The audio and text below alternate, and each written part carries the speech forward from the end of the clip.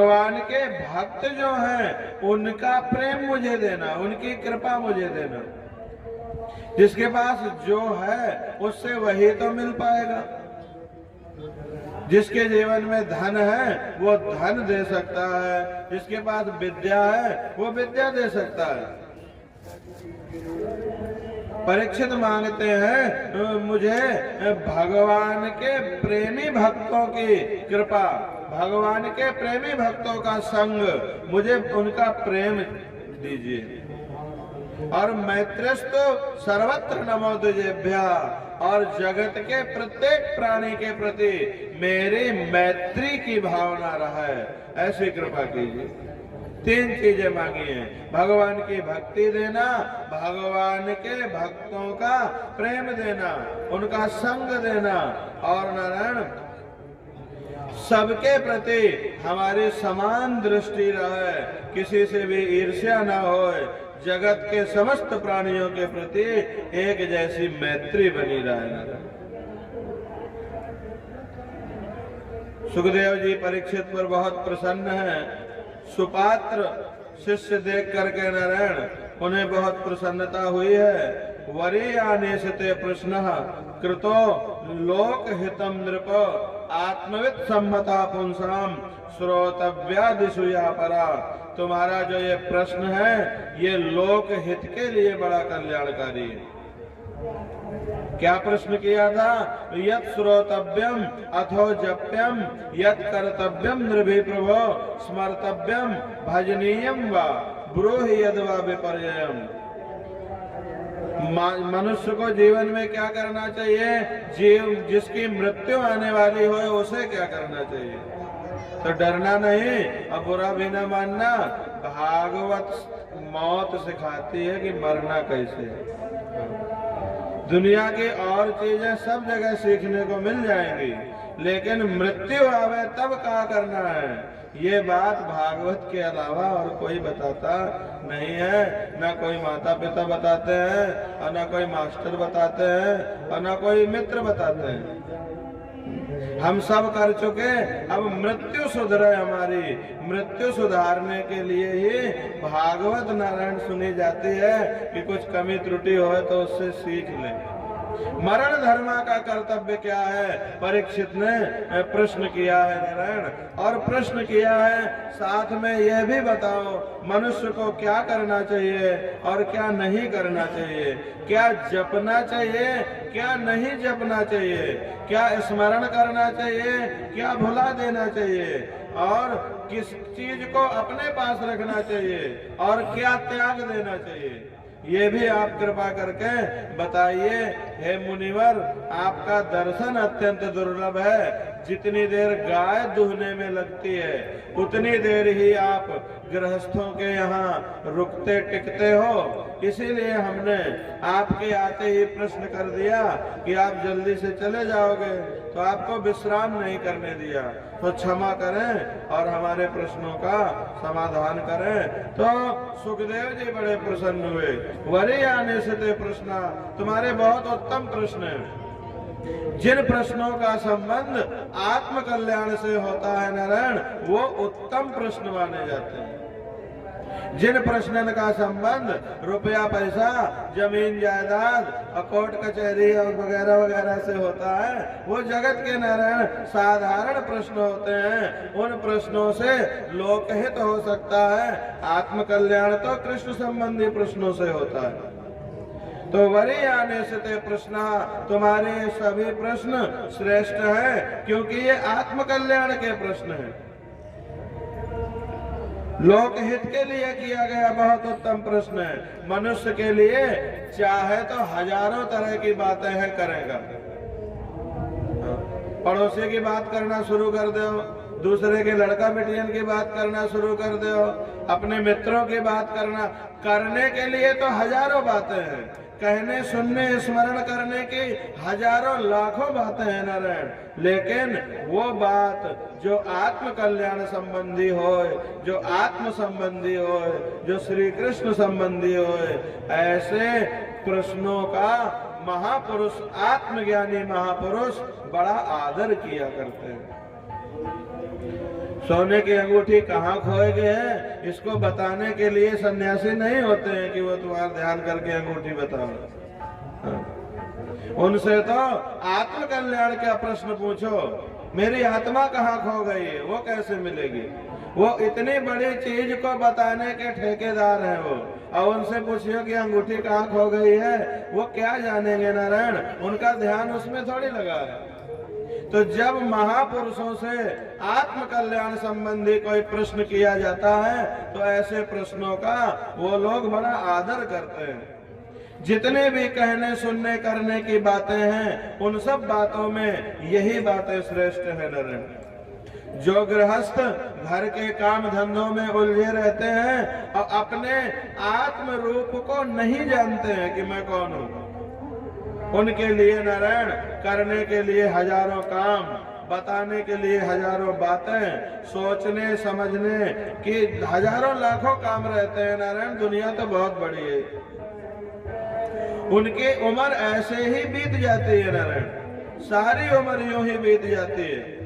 रात नींद में व्यतीत हो जाती है और दिन धन की हाय हाय में बीत जाता है, कुटुंबियों के भरण पोषण में बीत जाता है।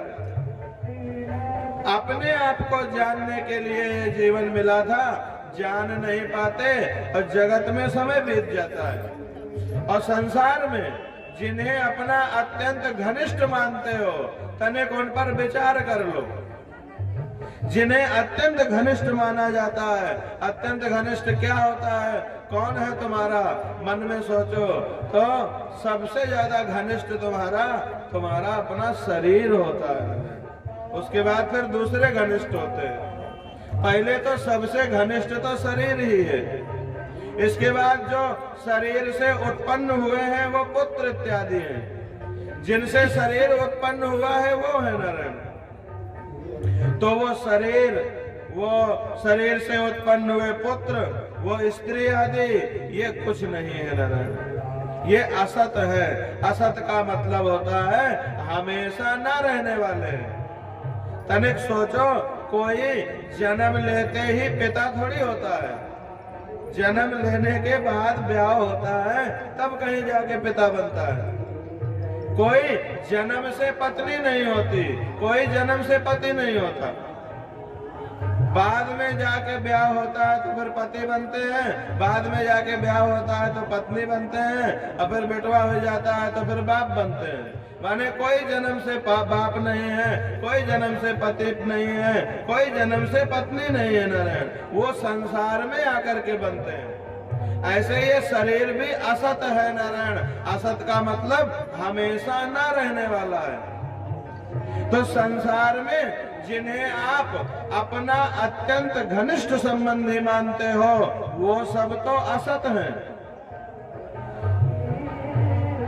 असत कह के छोड़ के कहीं जाना नहीं है, उनकी हकीकत समझ के और फिर जान जाए कि मैं सपना देख रहा हूँ, और जान करके फिर सपना देखते रहना, फिर कोई हर्जा नहीं है। माने ये जगत कैसा है, इसकी असलियत क्या है, इसको जान के और फिर इस जगत में रहोगे नारायण तो ये जगत बड़ा आनंददायी हो जाएगा। तो संसार में जिन्हें अपना अत्यंत घनिष्ठ संबंधी माना जाता है वो शरीर, वे पुत्र, वो स्त्री, ये सब असत है नारायण।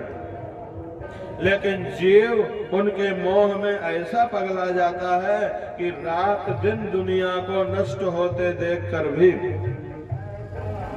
रात दिन संसार को काल के गाल में जाते देख करके भी वो चेतता नहीं है, होश में नहीं आता। खत्म हुआ होगा कोई, हमें तो अभी बहुत दिन है, हमारा नंबर थोड़ी आएगा। संसार को नष्ट होते देखता है लेकिन अपने लिए चेतता नहीं है, अपने आत्म कल्याण की नारायण इच्छा नहीं करता। अगर तुम अभय होना चाहते हो, अमर होना चाहते हो,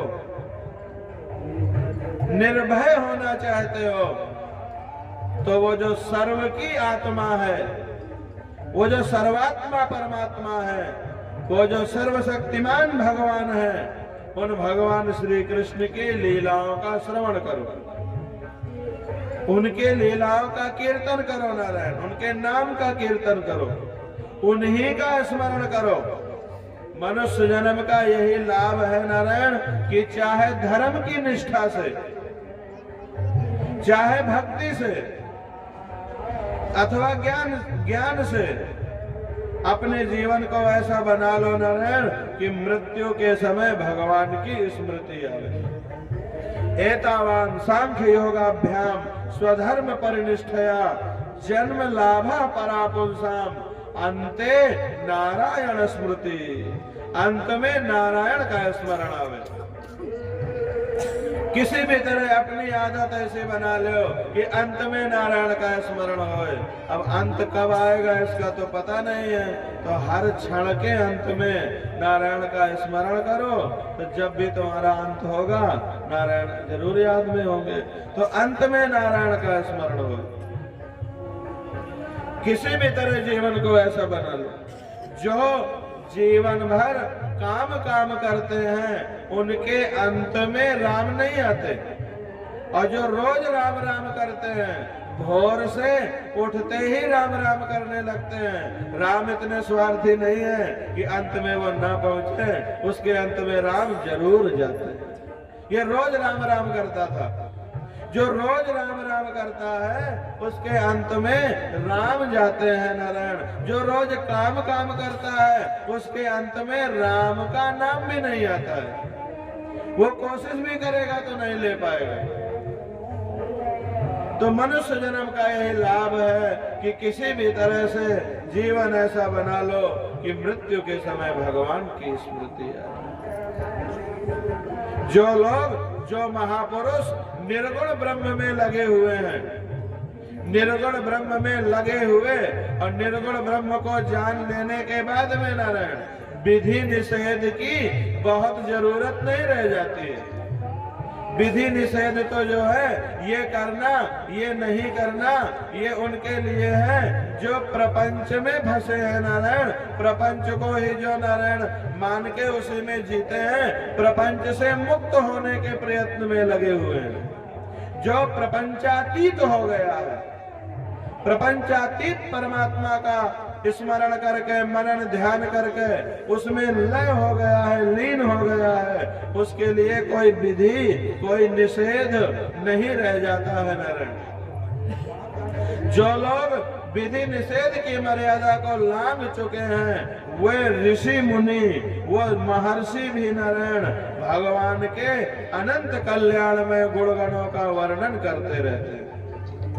जिनके लिए कुछ करना बाकी नहीं है वो भी भगवान के गुणगान में रमते हैं नारायण, आनंद लेते हैं।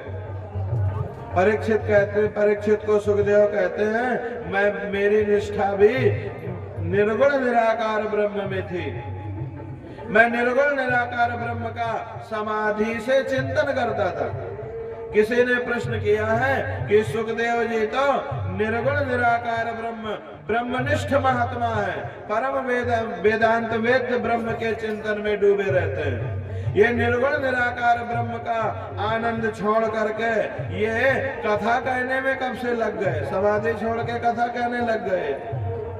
तो बताया है नारायण इसके लिए आनंद की मीमांसा बताइए। एक मानुष आनंद जो है, आनंद की तुलना की है, एक मनुष्य का ज्यादा से ज्यादा आनंद कैसा और कितना होता है ये बताया।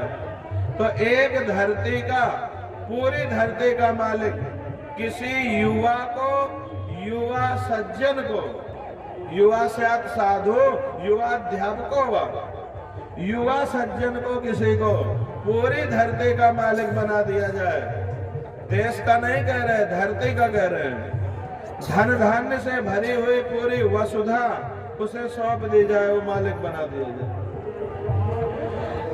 और उसका कोई दुश्मन ना हो, वो निरोगी हो, तो उस एक व्यक्ति को जो सुख मिलेगा उसको कहते हैं एक मानुष आनंद।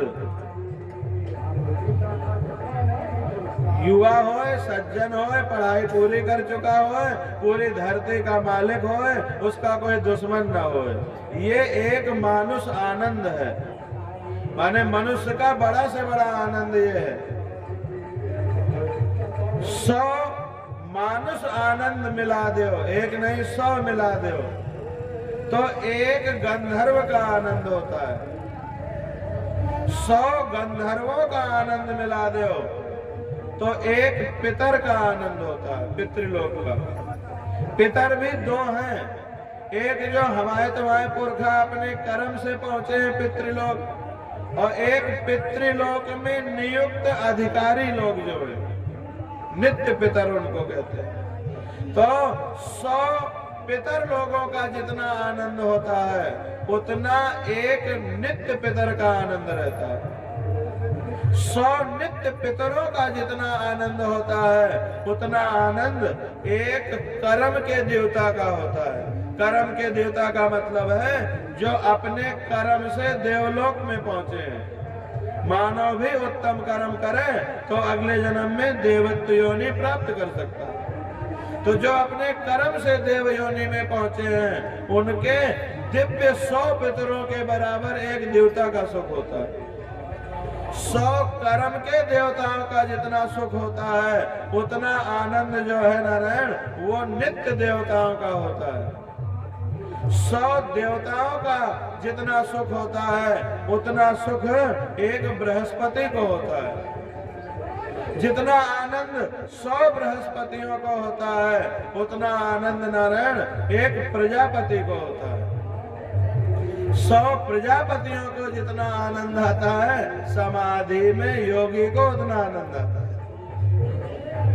तो जगत के लोग अगर ये सोचे कि हम ये साधु महात्मा संसार का सुख छोड़े बैठे तो वो सुख नहीं छोड़े, वो बहुत बड़े भोग में लगे हैं नारायण। वो सच्चिदानंद ब्रह्म का सुख ले रहे हैं, जगत का सुख नहीं ले रहे। तो वो आनंद समाधि में आता है। तो किसी ने कहा कि सुखदेव जी समाधि में इतना बड़ा आनंद लेते हैं, इतने बड़े आनंद को छोड़ के वो कथा कहने के लिए क्यों बैठ गए? समाधि में इतना बड़ा सुख मिलता है और वो समाधि छोड़ के कथा कह रहे हैं। उसका कारण बताया है। सुखदेव जी महाराज ध्यान करने के लिए समाधि में बैठे थे। व्यास जी के एक शिष्य लकड़ी लेने के लिए जंगल में गए, लकड़ी तोड़ने जंगल गए हैं। जंगल में लकड़ी बीनते समय भागवत का श्लोक गाने लगे। वरहा पीडम नटवर वपो कर्णयो कर्णिकारम बिभ्रद्वासा कनक कपिसम वैजयंतीं च मालाम रंध्रान वेणुरधर सुधया पूरयन् गोप वृंदये वृंदारण्यम स्वपद रमणम प्राविशद गीत कीर्ति। सुखदेव जी समाधि में है। समाधि में आवाज आई है वरहा पीडम नटवर वपु कर्णयो कर्णिकारम। ऐसा सुंदर भगवान का नटवर जैसा शरीर है, टेढ़ा मेढ़ा करके खड़े हैं और सुंदर सुंदर माला पहने हैं। 5 फूलों से बनी हुई माला को उन्होंने अपने गले में धारण करके रखा हुआ है नारायण। तो वनमाला भगवान पहने हुए हैं और कनेर के फूल कान में खोसे हुए हैं। ऐसी स्तुति जो है नारायण उनको सुनाई पड़ी। तो समाधि में वो ब्रह्म का चिंतन कर रहे थे और श्री कृष्ण का चिंतन उनको होने लगा। और जब श्री कृष्ण का चिंतन होने लगा तो वही आनंद जो समाधि में ब्रह्म से आनंद मिल रहा था वही आनंद उनको उन शब्दों से मिला नारायण। तो उनने विचार किया कि ये भागवत तो समाधि भाषा है। भागवत सिर्फ कथा कहानी नहीं है, ये समाधि भाषा है। भागवत परमहंसों की भाषा है। भागवत की भाषा सबको पल्ले नहीं पड़ती है। ये परमहंसों की भाषा है। सुखदेव कहने लगे, जो आनंद मैं समाधि में आंख मूंद के अकेला उठाता हूँ, वो आनंद इन श्लोकों से मिल रहा है। मैं इन्हीं भागवत के श्लोकों के माध्यम से अपने समाधि के आनंद को जगत को बांटूंगा। तो ये निश्चय करके वो समाधि छोड़ करके नारायण वो कथा कहने के लिए बैठे, समाधि छोड़ करके और कथा कह रहे हैं नारायण। तो सुखदेव जी कहते हैं, राजन परीक्षित तुम घबराओ मत, तुम्हारा कल्याण होगा, तुम्हें मैं परमात्मा का दर्शन कराऊंगा, तुम्हारी दुर्गति नहीं होगी। बड़े बड़े राजा, पहले तो राजाओं ने 2 घड़ी में ही नारायण मुक्ति प्राप्त की है। 2 घड़ी भी सत्संग हो जाए नारायण तो उससे भी राजा मुक्ति हो जाती है। राजऋषि खटवांग तो 2 घड़ी सत्संग करके और मोक्ष को प्राप्त कर गए थे। तो इसलिए राजन तुम चिंता न करो, उनने 2 घड़ी में मोक्ष पा लिया, तुम्हारे पास तो 7 दिन है। इस बीच में तुम अपने समस्त कल्याण के लिए जो कुछ करना हो सो कर लो और घबराओ मत। पहले तो मृत्यु का भय छोड़ो। अब परीक्षित जी को सुखदेव जी जो बता रहे हैं वो कैसे मरना है ये बता रहे हैं। अंत काले तु पुरुष आगते गत साध्वसः छिन्द्यात् असंग शस्त्रेण स्पृहां देहेनुयेचतम्।